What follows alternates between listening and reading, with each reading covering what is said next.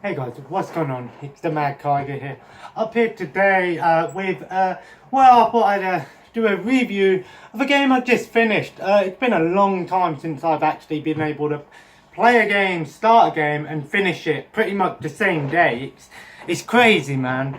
I made the most of it. And the game we're talking about is Bulletstorm Full Clip Edition. Now, it's essentially just like a remastered version of Bulletstorm, and I've talked about Bulletstorm in some of my hidden gems videos, and I always said how, you know, it's a really fun game, and just finishing the game seems like a good time to share my thoughts with it. It's sort of a review slash, you know, what did I think kind of thing.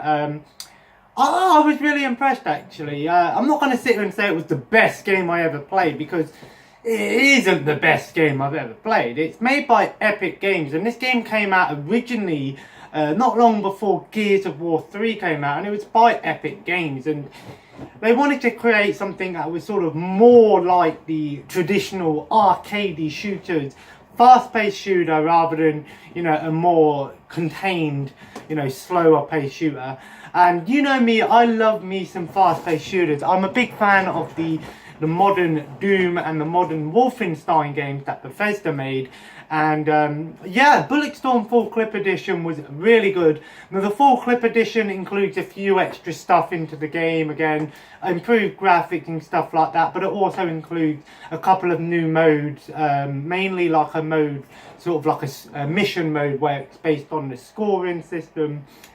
And I haven't tried that mode out. I probably might try it out later on. But for now, I think I'm actually going to just end the time on the PlayStation 4 for now. Probably go down in a minute and just sit downstairs and go on my tablet for a bit. Maybe do my games on there. Chill out and stuff like that. But I wasn't going into this game expecting it to be, you know, amazing. I've already seen and know of the game and played it before, but I never really finished it. I got to like the third chapter and then I just didn't finish the game. But you know, I'm glad I stuck with it. Now, what I love about the game is that it uses sort of like a point system in how you kill your enemies, and that's really unique. It's a really fun game because there's all these different ways you can kill people. It doesn't bullshit you with loads and loads of weapons and things like that. There's only like a handful of weapons in the game, but there's so many different ways you can kill your enemies. It's a really fast-paced game. You're dashing around all the time, kicking the enemies into the air, kicking them in off the environment, into like bushes, like giant cactuses, into walls of spikes, into like, you know, kicking explosive weapons. The weapons in the game are really cool. My favourite weapon, I really liked it. It was this pistol weapon, which basically was like a magnum, and then it had a secondary fire which fired like a firework flare type thing. I don't know, I found myself using it quite a bit. It doesn't seem like there's a weapon that is meant to be used at a certain time apart from the sniper rifle, but the sniper rifle is really unique weapon as well, because it used when you fired the gun, you basically steered the bullet into the enemy, and yeah, you can get for some really gruesome shots in the game. The game is quite gruesome. The story is nothing special, I'm not gonna lie. Basically, you're part of this group of people who you thought you were doing something good, and then the guy basically fucks you over. The character as you play as Gray, I think his name was, he basically reminds me of Wolverine meets Marcus Phoenix. That is pretty much what he is. I think it's the same voice actor who voices the Wolverine and Marcus in video games, and being made by, you know, the same studio that brought us Gears of War. It's no surprise that they're going to use, you know, even in how the game looks and the characters look, and the weapon design, it looks very similar to Gears of War in its style, and I think that's quite nice. It's sort of that weird, you know, that post-apocalyptic look of design and things like that. I don't know, maybe the game is actually set years before the events of Gears of War. I don't know, I don't think it is, but you know, it wouldn't surprise me if it was linked to Gears of War in any way or form. You know, maybe it's in the future, maybe it was in the past, I don't know. I don't think it is, but if it was, it wouldn't surprise me, is what I'm trying to say. Yeah, I really had a good time with it. It weren't, like I said, the story, it's there just to sort of give you, the story, what you're doing, why you're playing the game. But at the same time, the game doesn't overly give you hundreds of cutscenes worth of story. There's about 10 cutscenes in the game. And basically when you finish a mission, you'll come back to the next mission and you'll basically continue on. And that's what I like. This game is just more gameplay than it is story. Story's there if you're interested, but to be honest, I don't really give two shits about the story. It's kind of a basic story. The humour's there as well. There's a lot of swearing in the game, and you can turn the swear and the gore off, which I understand why, but at the same time, if you're buying a game that's made by the same people who made, Gears of War, you should know what to expect. You should know that you're playing a really, gory game. Sorry I don't have a physical version of the game to show. The game is free if you have PlayStation Plus this month, so I'd recommend downloading it. It's only about a 7 to 8 hour long campaign, but you can blast through the game pretty fast. And like I said, the scoring system basically works on all these skill shots, as the game calls it. So getting all these special kills and stuff like that will give you score, and then you use the score to buy ammo and upgrade your weapons and stuff like that. It's not a lot of upgrades, mind you. There's only like one upgrade you can do, and that's to give your weapon a secondary fire and improve the clip, essentially, and how much ammo you can have for each weapon. So I don't know, it feels like an old school game. This feels like something that, originally it came out on the Xbox 360 and PS3. So it's no surprise that it's not one of these games that's overly over the top. I will say this though, the ending definitely leaves the game open for a sequel. I think a sequel is in the works in one form or another. I don't think Epic Games are going, we're not going to make Bulletstorm 2. I just don't think it's one of their priorities at the moment, but I would definitely like to see a Bulletstorm 2. Would I get it day one? Probably not, but it would definitely be a pretty fun game to play. Like I said, the full clip edition, you get the main story mode, then you get basically, I think it's called Overkill mode, which basically is like a new game plus, where you have all the weapons, and if you get every single type of kill, you'll unlock unlimited ammo for each weapon and stuff. So it goes to the old school of gaming where it's not like overly the upgrades and loads of things like that. It's one of those games that's meant to be played and you just enjoy it and try and see how much kills you can get and the different ways you can kill people and stuff like that, and maybe try and get through the game as quick as possible. It definitely seems like one of those games that you can speed run through definitely quite quickly if you know what you're doing. There is multiplayer is what I hear, but I don't think anyone's probably playing the multiplayer. There might be a few people because it's free at the moment. So the Echoes mode is like the score attack mode. I haven't tried it out yet, but I know it's like a score attack mode where you basically have to get a certain amount of points or something like that. So it definitely has that old school feel to it in terms of its game, how the game is, how the old games used to be, the old first person shooters where they'd have a score attack mode and a score system and things like that. I really, really like that about the game. You know what, I actually really can't think of anything bad to say about the game.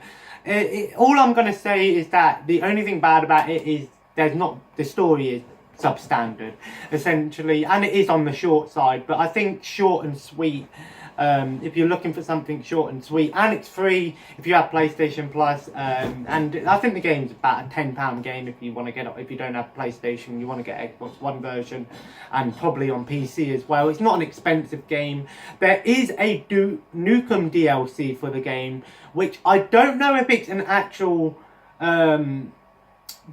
campaign starring Duke Nukem and it's an actual different campaign, or it's just basically letting you play the game as Duke Nukem and get some Duke Nukem weapons. I don't know, maybe I can quickly have a look on the store quickly while I'm here and see what you get with the Duke Nukem DLC.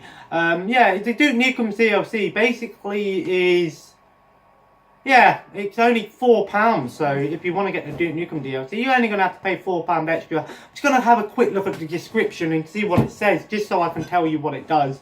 I don't think it's a new campaign. It says right here, Duke Nukem Bulletstorm Tour. It's called, it says right here, Duke Nukem Bulletstorm Tour brings the mighty foot to Bulletstorm, play through the entire campaign as Duke Nukem, featuring a fully re-recorded script and brand new lines. So essentially it's the same campaign as the normal Bulletstorm, and I don't know if you get any extra weapons. You might get his pistol maybe, but at least they've re-recorded it, so you're not just playing a reskin character, you're actually playing the game, and the game actually knows that you're Duke Nukem at least, so at least they put that into it. So £4 to play the game again with Duke Nukem. Is it worth it? I don't know. Is it a better version of playing? I don't know. Maybe it's just a good way of saying that you can play a really fun modern Duke Nukem game that isn't a Duke Nukem game. I don't know. I might get it. It's only £4, so I might get it and try out the Duke Nukem version of the game. But for now, I think I'm gonna leave the PlayStation for a bit and just go and chill for a little bit.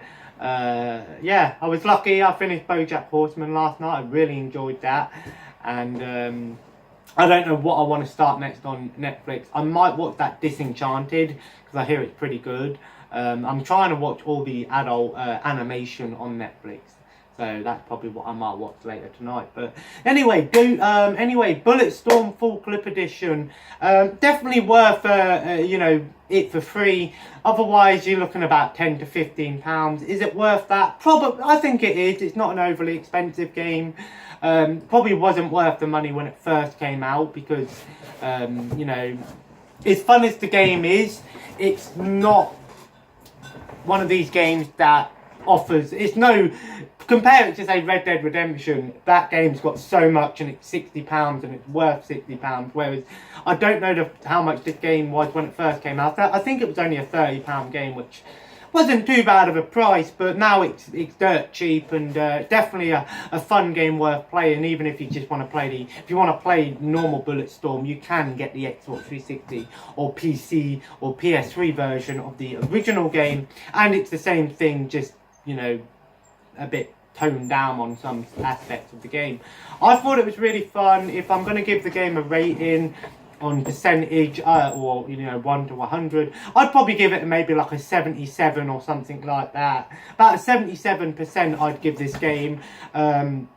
It's quite high because it's a fun game, but, you know, there are a few little nitpicks here where, like I said, it's not one of these games that you're going to play and afterwards you're going to talk about it for ages. It's short and sweet. You'll play it for a day or two, finish it, and then be like, I enjoyed that, but I don't need to play any more of it right this moment, kind of thing. But I enjoyed it. It was a really fun game. Bulletstorm is one of those games that a lot of people overlook and don't talk about, but I think it was a pretty fun game.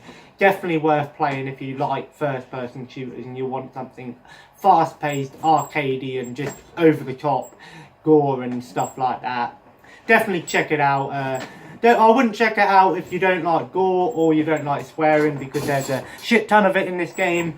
Again, you can turn that off, but why you'd want to do that is beyond me. Don't buy a game that's an 18 and then complain that someone's swearing and it's gory. The game's got ratings for a reason, which makes me laugh about how some people say that in Red Dead Redemption 2 you can't put a swear word as your horse's name. I'm like, why not? The game's an 18, you know what I'm saying? Nonetheless, Bulletstorm Epic Edition or Full Clip Edition, Fun game, definitely gets a thumbs up from me. Short and sweet. It's been a long time since I've played a game and finished it the same day, just because I don't get the time to do that at home. But hey, get a video at least as well. Anyway guys, I'm going to leave it there. I don't know if there'll be any more videos before I go back home. There might be, there might not be. We'll see how things go. Anyway guys, if you enjoyed today's video, feel free to leave a like and of course comment below. Let me know if you play Bulletstorm. What do you think of the game? Would you like to try it out? Sorry it's not the most in-depth thing and I don't have gameplay and stuff like that to go with it, but hey ho, you've got to do what you can. Anyway guys, and of course subscribe if you haven't already and join the family. And of course, have a nice day. And check out all the descriptions, social media links in the description below. And Patreon and all that good stuff. Anyway, I'll see you in the next video. Take care. And bye-bye.